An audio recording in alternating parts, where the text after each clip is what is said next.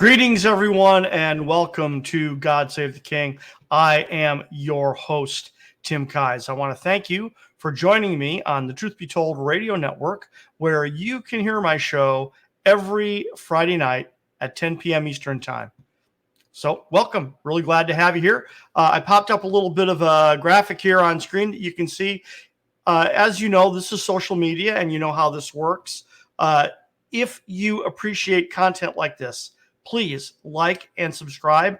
And as you can see on the graphic here, we got several ways for you to, there we go, get my lips moving here, for you to enjoy not only my show, but all the great shows on the Truth Be Told Radio Network. If you prefer a video format, simply go to rumble.com/c/TBTRN. And you can grab my show and all the great shows on the Truth Be Told Radio Network. If you prefer a podcast format, go to the Truth Be Told Radio Network website, www.truthbetoldnetwork.org/podcast, and you'll see the icons for all the 12 major podcast platforms. Wow, I'm having trouble with my getting my lips working here.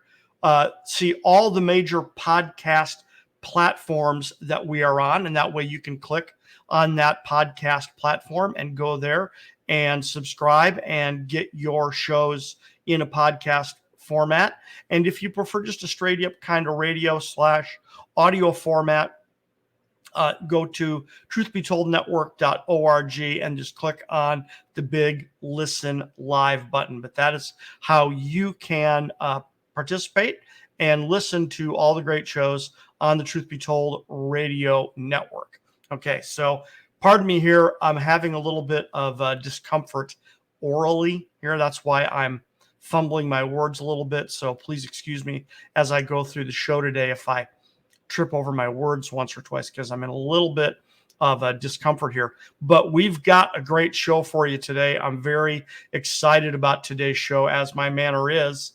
I love talking about this stuff, and I love it when you tune in and listen to my show. And for the past several shows, I've been spending quite a bit of time talking about the subject of identity and how important identity is. And we're going to talk about that again today, but I want to approach it from a slightly different perspective, okay? But I also want to make sure that if you haven't heard the previous shows, that frankly, you've got a little bit of a working knowledge of how this works before I get into the new format. So the show is probably going to be essentially kind of divided in half today, where the first half is I want to give you an overview of what biblical identity is, and frankly, why it's important and how we got to the place that we've gotten to, frankly, is really what this boils down to. And then I want to share a biblical profile with you. I want to look at a biblical character, a biblical person, and look at these features in that person's life. That's really what we're talking about here today. So when we talk about biblical identity, probably the first thing that is very important for us to know, and I have to imagine that for most people, what I'm about to say is really not much of a challenge. I sure hope so. I sure hope that when I make statements like the one I'm about to make, that you're going to go, oh yeah, sure, that makes complete sense to me. I'm tracking with you. No problem, right? But just in case, let's go there. So fundamental concept number one is that when we're discussing identity, probably the single most fundamental concept to understand is that each of us is a unique individual creation of God. Okay. So like I said, that shouldn't be that hard to accept, but just in case it is, let's look at a couple scripture references that pretty much mention that, right? That we were each created individually and uniquely by God. So for example, Psalm 139, a lot of people love Psalm 139 for good reasons, but in Psalm 139, in verse 13, we are told that we were knitted together by God in our mother's womb. Well, that sounds an awful lot like being a unique creation to me, that each of us was knitted together in our mother's womb. We can also read in Proverbs 16, verse 4, that the Lord has made everything, and of course, everything includes everyone, for its own purpose. So you have a purpose. I have a purpose. Everybody has a purpose. We were created. So you've probably heard the phrase created on purpose, with a purpose, and for a purpose. And that's true. That's actually absolutely true. It might sound a little bit trite, but it's actually absolutely correct. Each and every one of us was created on purpose, with a purpose, and for a purpose. All right. And that means if you are an individual, see, if you're an individual, if you're a unique individual, then that means there are unique things that you were called to do.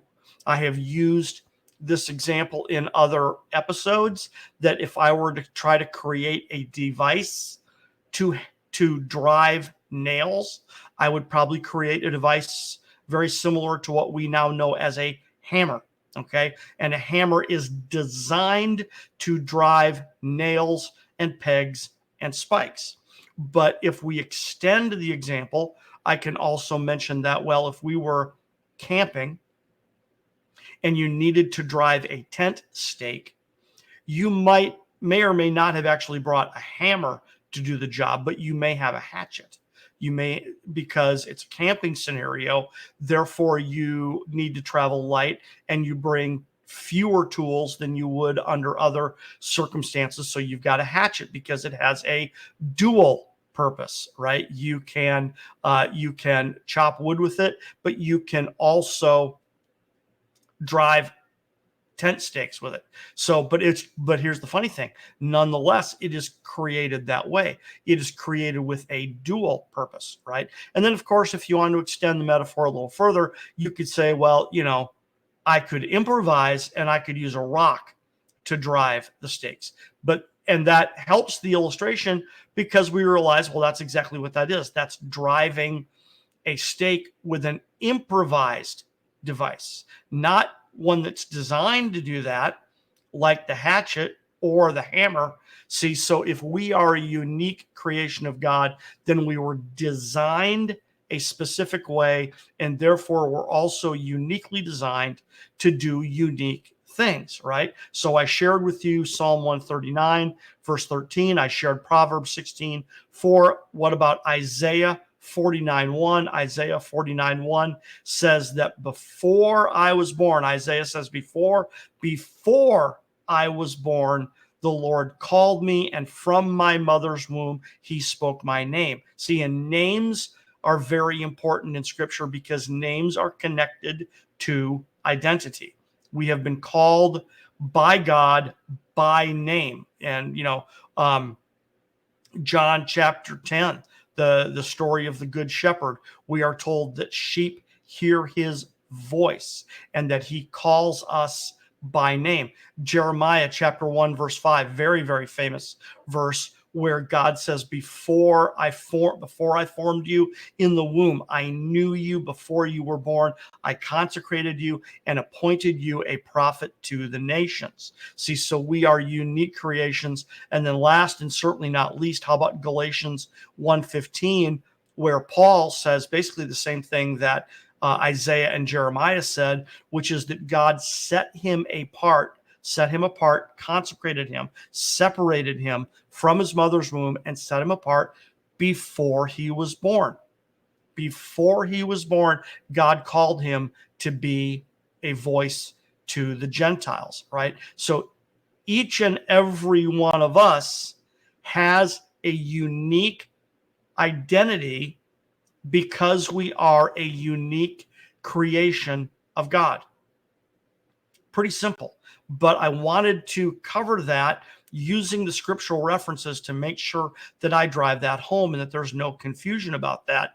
If you are a biblical believer, if you're a follower of Christ, you are a unique creator. And frankly, if you're Jewish, right? If you follow the Old Testament, the Tanakh, the Torah, same thing. You're still a unique creation of God. And this is fundamental. Frankly, this is supposed to be fundamental to being a biblical believer, is that you're a unique creation of God. You've got a unique call on your life. And frankly, here you go. Do you know what it is? Do you know what that is? And can you recite it back? God, can you make a statement like this? I can. Finally, it took me a minute because I had to learn this lesson just like everybody else. I can now make an identity statement about myself. I can say, God created me and called me to be XYZ, right? Just like David, right? Solomon, Isaiah, Jeremiah, Paul, they're able to make an identity statement. So, fundamental concept number one when it comes to biblical identity is you've got one. You are a unique creation of God with a unique identity, and you need to know what that identity is. Now, therefore, of course, when we get to fundamental concept number two, this should be no great surprise either. So when discussing the idea of identity, of biblical identity, probably the second most fundamental concept to be aware of, to understand, is that the enemy will attack your identity. Okay, the enemy, or in other words, the devil, is going to attack your identity. He doesn't really attack much else.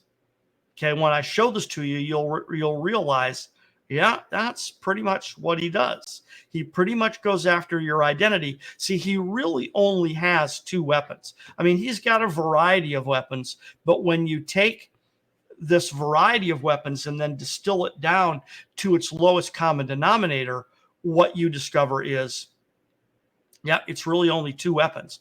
And those two weapons are, number one, accusation, and then number two, lying, right? So in Revelation 12 in verse 10, we are told that the devil is the accuser of the brethren, right? He accuses you before God, right? He accuses you before God. He accuses you to others. And then, of course, we are told in John chapter 8, verse 44, that he is the father of lies. So there are his two primary weapons. These two ideas distill down into basically one idea, which is that if it's an accusation, right? If it is an accusation, then basically, he's getting up in a court of law and saying, well, this person is, or you are, right? You are accusation. You are this, you are that, you did this, you did that. I accuse you, XYZ, right? Well, then number two is lies. Well, lies means falsehood, right? It's not true. It's false.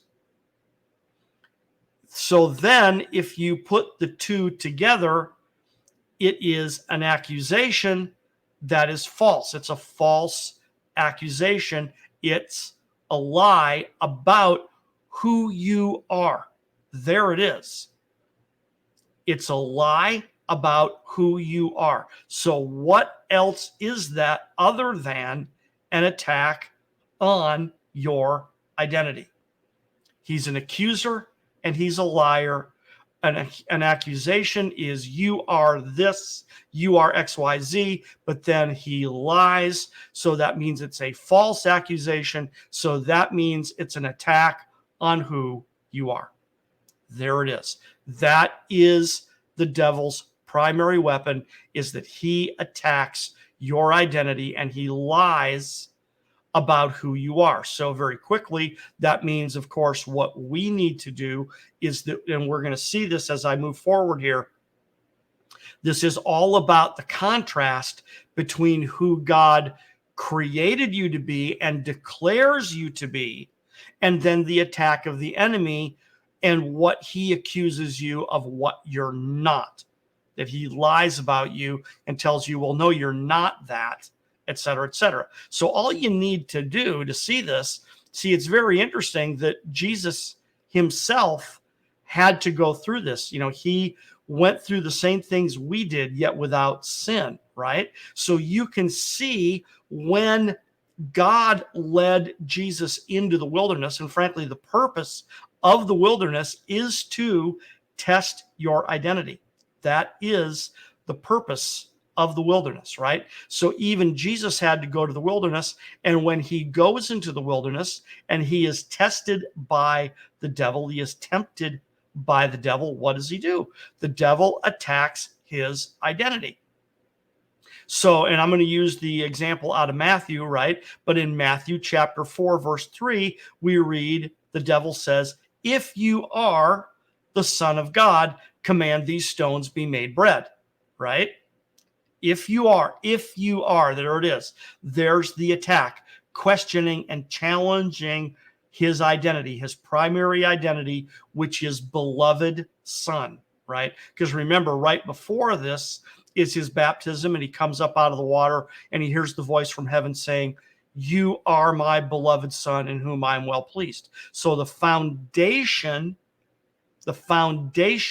of Jesus' identity is beloved son, only begotten son. He's other things as well, but that's the foundation. So what does the enemy attack? He attacks his identity. If you are the Son of God, command these stones be made bread. Verse 6, if you are the Son of God, throw yourself down, right? And then with the additional temptations, it's not explicitly stated, but it's implied, right? Devil takes him up to an exceedingly high mountain, shows him the kingdoms of the world in a moment in time, and says, you can have these if you will bow down and worship me. Well, he doesn't say if you are the son, but it's implied, because see, the reality is as the Son of God, those things already belong to Jesus. So that's critical. We're going to see that again. In just a moment, that because of your unique identity, because you're a unique creation and have a unique identity, therefore there are things that uniquely belong to you. See, so therefore the enemy challenging Jesus and saying, if you'll bow down and worship me, I will give you the kingdoms of the world. Jesus is like, no, I don't think so. I'm not going to fall for that one. They're actually already mine because of who I am. They are mine because of who I am. Okay. See, so number one, we have a unique identity. Number two, the enemy is going to challenge and attack that identity because he is an accuser and he is a liar. And those two things put together equals false accusation. You are, and then he lies about you. There it is, right? Now, so this is important as we move forward, because like I said, I want to look at a particular biblical character today and look at these concepts in a biblical profile, because by looking at them in a biblical profile, that will help us understand how God works with us, because we're really not much different than the great men and women of the Bible. It's really supposed to be the same equation, right? So if fundamental concept number one is you are a unique creation, okay, then fundamental concept number two is that therefore the enemy is going to attack that unique identity. Then fundamental concept number three that you need to be aware of is separation from God, because we see this in the record in Genesis when God attacks the identity of Adam and Eve. That's what he's doing. He's not attacking simply what they do. He is attacking who they are, because they are unique creations of God with a unique identity. They are the father and mother of all living. That's who Adam and Eve are. They are the father and mother of all living. So the enemy is going to go after that. Now he goes after Eve first. So that's their unique identity. What's their unique purpose? Their unique purpose is to multiply, fill the earth, and have dominion. That's their unique purpose. Multiply, fill the earth, and have dominion. Okay? So, and they're uniquely qualified to do this. So, once again, fundamental concept number one, unique creation of God, right? Fundamental concept number two, the enemy is going to attack your identity. Fundamental concept number three, the enemy is going to try to separate you from God, because our identity comes from God. Our identity comes from being a unique creation of God. Therefore, the attack and implied, I was noticing this when I was doing my show prep today. I wrote down the word implied, and I noticed that that's IMP, LIED, lied, imp lied. It was just a clever thing that doesn't really mean anything, but I just happened to notice that he implies what the enemy is implying when he attacks Eve, when he tempts her, right? See, he does it subtly. He does it subtly.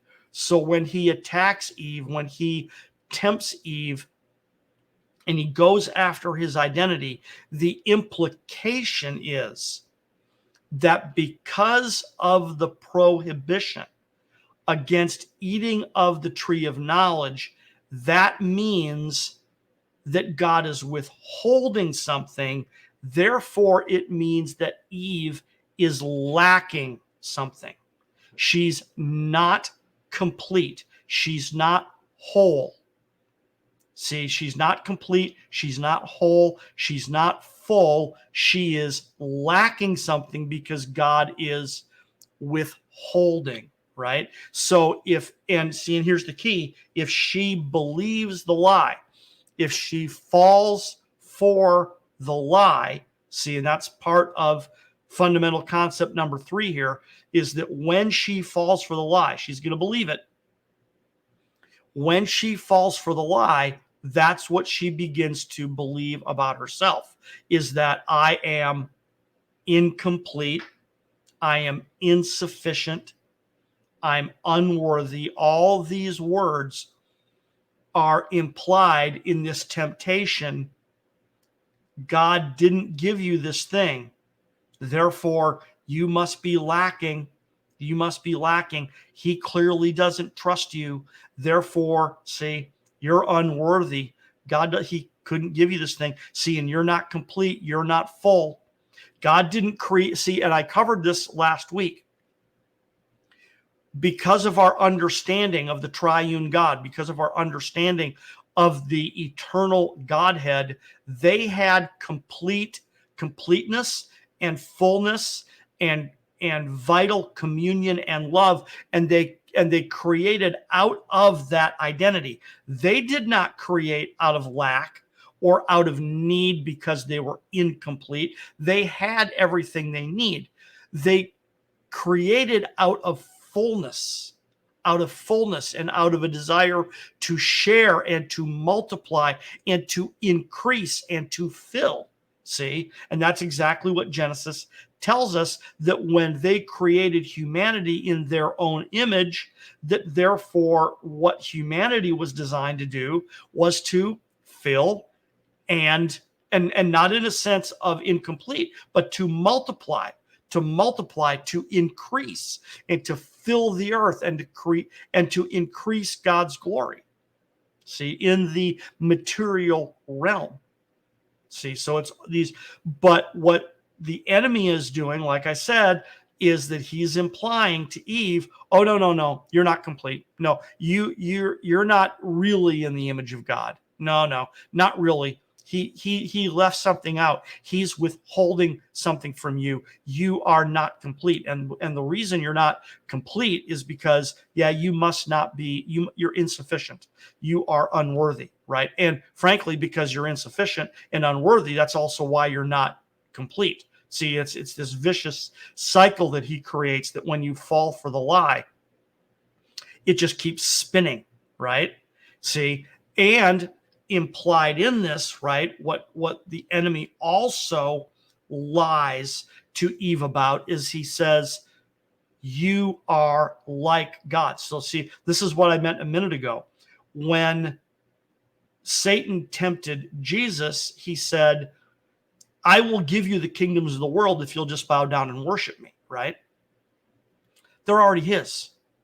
They're already his as the only begotten Son of God.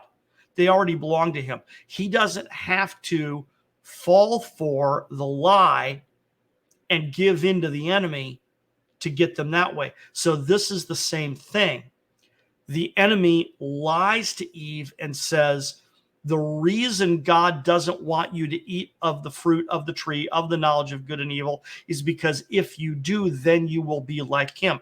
See, there it is. It's the temptation, because the truth is Adam and Eve are already like God. They are already created in his image. They don't need to fall for the lie and the shortcut.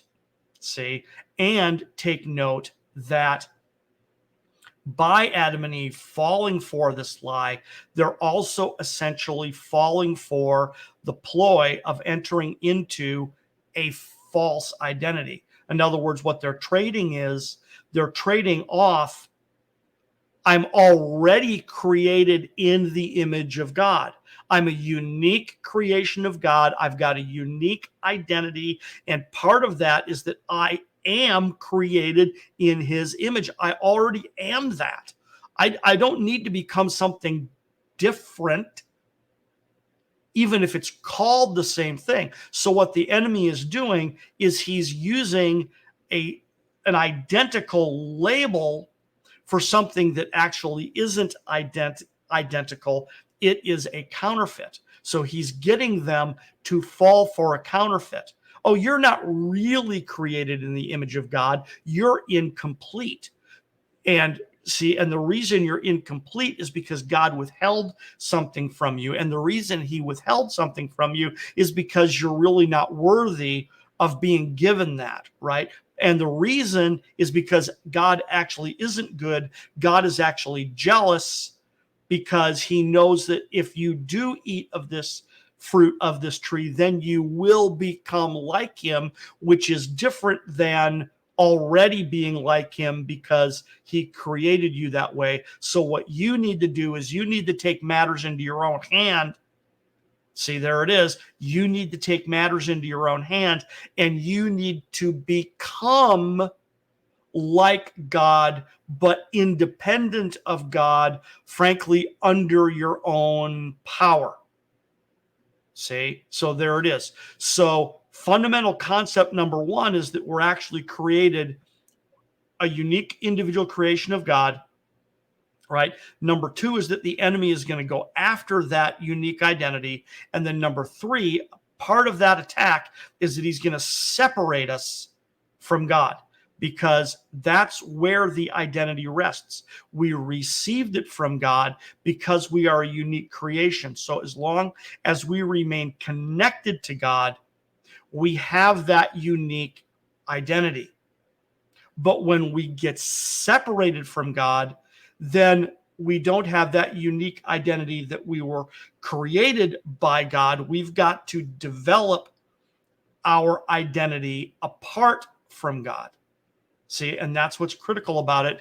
And another piece of concept number three here is that this is sin. This is what sin is. Sin is not moral failure. Moral failure comes later as a consequence of the separation. But sin is not just automatically moral failure. Sin is just simply separation from God. There it is. And theologically, this is called the fall, right? But I think it's better to call it the separation. And that's because we're so familiar. Here you go. I say this all the time. We need to rescue truth from familiarity. And I defend theology, by the way. I hear lots of podcasts where people of faith attack theology and attack systematic theology. And I understand there have been a great number of times where theology and systematic theology has not done its job properly, and therefore objective criticism is fine, right? But I've also seen a lot of people, I believe, unnecessarily attack theology and unnecessarily attack systematic theology instead of correcting it and doing it right. It's like, let's attack it and make fun of it. That's really not necessary. Really not necessary. So I think the theological term needs our assistance because it's familiar, but that isn't because the theological term is wrong. It's actually our problem. We have become too familiar with it and attached certain ideas to it, so we need an upgrade in our understanding. So I'm suggesting that the upgrade in our understanding would be, okay, well, let's call it the separation. Let's call it the separation instead of the fall, right? The separation, that when we were separated from God, now we're separated from our identity, right? So now fundamental concept number one, unique creation, unique identity. Concept number two, the enemy is going to go after that identity. Concept number three, the enemy is going to seek to separate you from God because that's where the identity comes from. Now, number four, fundamental concept number four, therefore, is having separated you from God, now humanity must provide for itself everything that God would have provided had we remained connected. Let me say that again. Humanity must now provide for itself everything that God would have provided had we remained connected. And this not only includes physical provision and physical protection, but it also means that we need to answer the deep questions of life that God would have answered. See, isn't it interesting that we were told not to eat of the fruit of the tree of the knowledge of good and evil? I don't believe that that means humanity, that God would have never taught humanity about evil. It's that we were supposed to learn about evil from him, not jump in over our heads and have to experience it ourselves. I think. My guess. That's my 2 cents on the thing. But let me say this again. Humanity must now provide for itself everything that God would have provided. This not only includes physical provision and protection, but also now we need to provide the answers to these deep philosophical questions of life that frankly were created by separating from God. These questions would have been answered, or would have frankly remained being actively answered by God had we remained in connection with God. But now, because we are no longer connected with God, oh, look what happens. Now there are these really deep questions that, here we go again, would have been answered in our connection to God. But because now we're disconnected, now we've got these deep philosophical, theological questions that we have to answer, which are, here you go. Who am I? Who am I? I'm separated from God. So who am I? I don't know who I am. I don't know what my unique identity is because I'm a unique creation of God, but I've separated from God. So the one person that can answer that question can't answer it. I got to answer it for myself. Who am I? Right? Number two, why am I here? Why do I even exist? Why do I have life? Why am I on this earth? Why am I in this creation? Because once again, the one person that would have answered it, because he created me, I've separated from him. So I don't want to hear that answer anymore. So now I've got to come up with that answer myself, right? Same thing. So, and then the next question, what should I do with my life? See, and that's because being informs doing. Being informs doing. If you, like my hammer metaphor, right? As simplistic as it is, if you were created uniquely, then you've got unique things to do. There it is. If you were created on purpose, with a purpose, for a purpose, then those purposes are unique to you. right? And then question number 4 is, well, what happens when I die? Which, of course, is really ironic because this question didn't exist before we separated from God. It only exists now that we have separated from God. Okay? It only exists because we have separated from God. Now we have to answer that question, what happens when I die? Now, what's really interesting is that this means now we have to create something which is interesting because we are from one perspective, we are capable of creating because we are created in the image of God and God is a creator. So humanity is a creative species. So now what do? But we have to create answers to these questions. But what we create are answers that are separate from God and frankly separate from who we really are, because we don't know, because we're separate from God. It all goes back to that same concept over and over and over again. Because we have separated from God, now we've got to answer these questions ourselves. And although we are, quote unquote, capable of creating because we were created in the image of God and God is a creator, we're also incapable of answering these questions because we're lacking the source that truly answers these questions. Okay. So now that brings me to fundamental concept number 5. And fundamental concept number 5, I don't think I can stress this too much. And it's very important, which is because of separation, right? Because of separation, we now become complicit in our own demise and our own destruction. Yes, the serpent beguiled us. Yes, the serpent tempted us and tricked us and lied to us, but we bit. We fell for it, and now because we're going to attempt to live independently of God, we now become complicit in our own demise and our own destruction because we believed the lies of the enemy, but even more importantly, because now we are going to begin to lie to ourselves. Okay, let me repeat that for emphasis because, in my opinion, this cannot be stressed too much. Because we fell for the lie of the enemy, we now become complicit in our own demise and destruction because we believed those lies, but more importantly, because now we will begin to lie to ourselves about ourselves.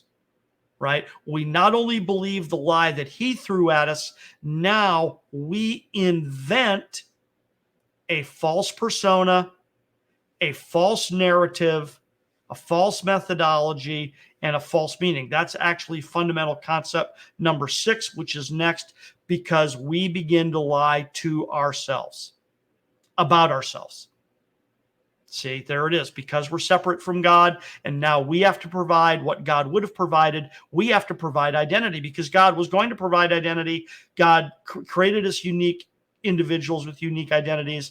Because we're separate from God, now we have to provide that identity. So that's what we're going to do. But because it's not connected to God, then we have no choice but to make it up, which means it by definition is a lie. It's not who God created us to be. It's who we are going to invent, who we think we are, because we are separated from God. And then, of course, you can take it one step further, which is not only are we going to become experts at lying to ourselves, we're going to become experts at lying to ourselves about lying to ourselves. The layers are just going to keep building deeper and deeper and deeper. So like I said, that brings us to fundamental concept number 6, which is, so here we go. Here comes the creation. Here comes the invention. I'm going to invent, number 1, a false self. I invent a personality, a persona about myself. Okay. Number 2, I invent a story. I invent a false narrative about myself. Number 3, I invent a false methodology, not mythology, methodology, okay, that I'm going to use to try to pull it off. That's my manner of going about it, my method, my methodology. And then lastly, I'm going to attach a meaning to it. And the meaning, of course, is that if I actually succeed in my false methodology according to my false narrative about my false self, that somehow I will have saved myself. Okay. So there's a very famous quote from Brennan Manning in his book, Abba's Child. Brennan Manning wrote, "When I was 8, the imposter or the false self was born as a defense against pain. The imposter whispered, 'Brennan, don't ever be yourself anymore because nobody likes you as you are. Invent a new self that everybody will admire and nobody will know the difference.'"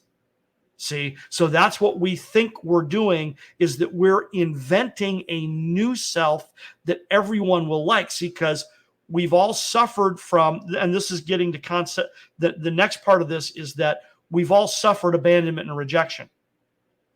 So when we suffer abandonment and rejection, we internalize that and we think it's our fault because we are, here you go, we are unwanted, we are unlovable, we are unacceptable. See, so I've been abandoned and I've been rejected, so I'm unwanted and I'm unlovable and I'm unacceptable. So therefore I'm flawed, I'm broken, I'm incomplete. See how this theme runs under the surface, right? So because I am unwanted and I am unlovable and I am incomplete, therefore I have to invent a new self that everybody will love, that everybody will admire, because nobody likes who I really am, right? So I'll invent a new self. See, and I think that no one will know. No one will know the difference, right? No one's going to know. I'm just going to invent a new self. I'm just going to wear a mask all day long and no one will know. No one's going to know the difference because, after all, I'm an expert at lying to myself. So even though people will know the difference, I'm going to lie to myself and tell myself that no one will know the difference. So now, with all of this in mind, this frankly changes how we should look at the Bible, because this means that all of the stories in the Bible, pretty much all of the stories in the Bible, all of the great men and women in the Bible, it's a story about how God created them as a unique individual with a unique purpose, but then they got sidetracked by the enemy, which got them off track and away from their identity and away from their purpose. And now God had to intervene and call them back to that unique identity and that unique purpose and get them back on track for not only who they really are, but frankly, who they have always been. This is actually who you have always been. See, so it changes our perspective of looking at the Bible, that it really is God created you as a unique individual. We got off track. Now he's saying, come back, come back, come back to your true identity, come back to connection with me, and then I will answer these questions. Who am I? Why am I here? What am I supposed to do with my life? What happens when I die? God will answer those questions out of our connection with him and restore our true identity, which is actually who you have always been, who he has always created you to be, and who you have always been. Be that person, right? So what I want to do now, I know we don't have a super lot of time, but this is where I wanted to, pardon me. This is where I wanted to get to, and I want to share with you briefly a bit of a biblical profile, because I want to show you this pattern, right? Remember all the previous shows that I did about pattern recognition. I want you to be able to recognize this pattern in the biblical stories and then also recognize the pattern in your own life. Now, my 4 favorite stories to do this with are Abraham, Joseph, Moses, and David. Now, you can do it with anybody, okay? It's just that those stories have a lot of text connected to them, right? And therefore, there's a lot more detail. So it's a little easier with these guys than it is with some of the other stories, although it's there with pretty much anybody. It's there. It's just in some stories, it's a lot more condensed and you find it more in a summary form. And there's also a lot of the stories that have more text. That's because you can see, pardon me, you can see certain details. Like, for example, I really believe that David is a great example because I think David understood at a young age his true identity better. Now, he definitely got sidetracked. He definitely got sidetracked and he definitely made mistakes. But I think David is an example of that he knew his true identity better and that he lived out of that true identity better and then wrestled with going back and forth. Whereas I think some other stories, they got more wrapped up. They may have had an inkling of their true identity, but then they got really sidetracked. Like, so for example, when Moses murdered the Egyptian, I believe, see, that because he's a unique creation of God, part of him knows that. Part of him knows that, but then he gets sidetracked because he takes matters into his own hand and goes about it the wrong way, right? David, I think, is an example of someone who knew his own true identity and actually operated out of that true identity a little better from time to time, but then also got sidetracked and therefore went back and forth. So, for example, David had to have been only about maybe 9-10 years old when his father would have sent him out to mind the sheep alone, right? He would have been trained with his brothers and by his father prior to that, but by about 9 or 10 years old, he would have been sent out to watch the sheep by himself, right?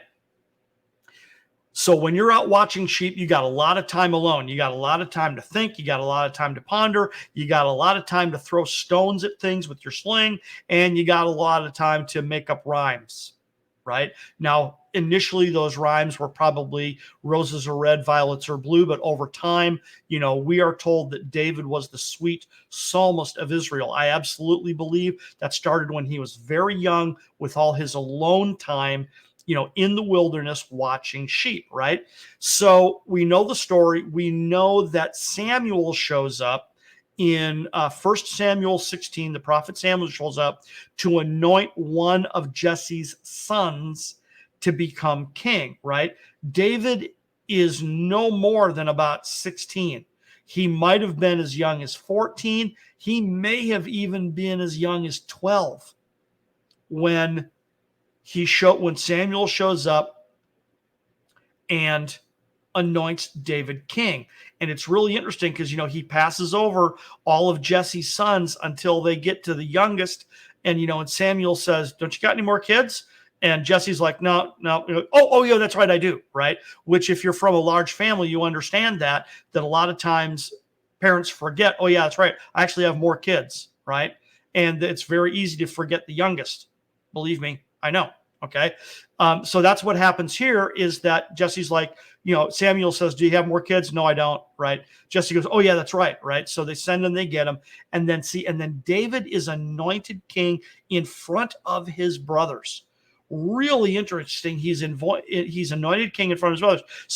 So I have to imagine, I absolutely believe that when David was out in the wilderness watching sheep by himself, that internally God is telling him who he is and that he's got this imagination going that one day I'll be king. Just like we all have friends that when you're in third grade, right, or fourth grade, and you go around the classroom saying, what do you want to be when you grow up? Some kid goes, I'm going to be president, right?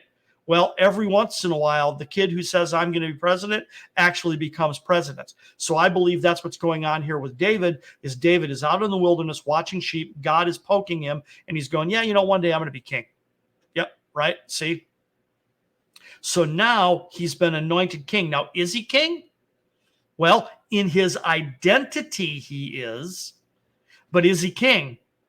No, not yet. Not yet. Saul is still king. And we know the story. He goes to work for Saul as a minstrel and as a musician. And then when he's about 17, he fights Goliath. Now, this is really interesting because he didn't fight Goliath in his false identity, or he would have lost.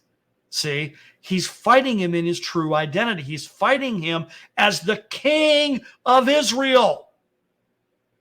Because Saul won't, right? If this is champion versus champion battle here, if the two armies are going to be represented by their champion, who is supposed to fight for Israel? Saul. What is Saul not doing? Fighting for Israel. What is David doing? Fighting for Israel. How is he fighting for Israel? In his true identity. Right now, that's amazing because see, the animosity between Saul and David begins immediately. It just begins immediately, and then we're told about how David goes into the wilderness. He retreats to the cave at Adullam, where all the people come to him, all the people that are in distress and disinherited and things like that, and they resort to him there. Now, something in the neighborhood of 4, 5, 6 years goes by. We're not exactly sure the timing, but then that David becomes king in Judah. When he's about 23 years old, he becomes king in Judah. Now that's in the south. He's not king over all Israel yet. That comes 7 years later. That comes 7 years later when David is 30 years old, right? So there's this giant training period going on here, and I want to show you a verse. I'm going to punch it up here on screen share so you can see it. Let's do this. I want to show this. I want to show this verse to you because this is really, really, really insightful. Take a look at this. Look at this. This is 2 Samuel 5:12 from the King James Version. And David perceived that the Lord had established him king over all Israel, and that he had exalted his kingdom for the people Israel's sake. Look at this. David perceived that the Lord had established him king over Israel. So what I'm driving at here is this pattern recognition of that we are a unique creation of God, that we lose sight of that unique creation, and that the Bible stories are a pattern of how God intervenes in your life to call you back into this true identity, and that the rest of the story is this process and this journey to get back to what you've actually always been. See, and I think David is a great story because he goes in and out. He flip-flops back and forth. There are times when he is clearly acting as king. Then there's times when he's clearly not acting as king. First, so it's true identity, false identity, back and forth, back and forth, back and forth. And then every story has more unique perspective on what this looks like. Okay. So for example, if you look at the story of Jacob, right? Jacob's name gets changed to Israel. So that's interesting because, as we all know, Jacob means supplanter, right? But then Israel means Prince of God. See, so that's God changing his name, calling him into his true identity. Very interesting that even after God changes his name, he is still nonetheless called Jacob more often than he is called Israel. So I believe that is scripture telling us that he drifted back into his false identity more often than he remained in his true identity, even after God established him in that true identity. But I love this verse out of 2 Samuel about David because, see, if David perceived that God had established him king over all Israel, in other words, he is now in the fullness of his true identity. God has established him king over all Israel, all 12 tribes. See? Fullness of his identity. If he has now perceived that he is king, that means he spent an awful lot of time where he had not yet perceived he was king. So that means he knew, I think that means he knew what God had created him to be. He was aware of what his true identity was. He has been wrestling with that true identity. He's been in the process. He's been on the journey. And now finally, he gets to the place where he is in the fullness of that identity. Now, he still messes up. You know, we know about Bathsheba. That's clearly false identity coming out in David, right? But we're told that after he became king of all Israel, he was king for 40 years. 40 years. And the greatest king in the history of Israel, apart from the Messiah himself. Amazing story, but I really wanted to point that out to you. We needed to get that foundation established, but then to show you this pattern in David. And now read the story of David, read and reread the story of David and see how he drifts in this time period, how he drifts in and out of his true and false identity, because he has said, this is who I, and Psalm 139, right? We started the whole episode today with Psalm 139. And that's David. That's David saying, you knit me together in my mother's womb. Well, how did you knit me together in my mother's womb? Well, to be king of Israel. There it is. So what a tremendous insight into our reading of Scripture, and a tremendous insight into our own lives and how God is working with us to call us out of our false self, call us back into our true identity, who he has always created us to be. So there you have it, ladies and gentlemen. That's going to wrap it up for today. My name is Tim Keyes. I am the host of God Save the King. You can catch my show every Friday night at 10 p.m. Eastern Time on the Truth Be Told Radio Network. God Save the King.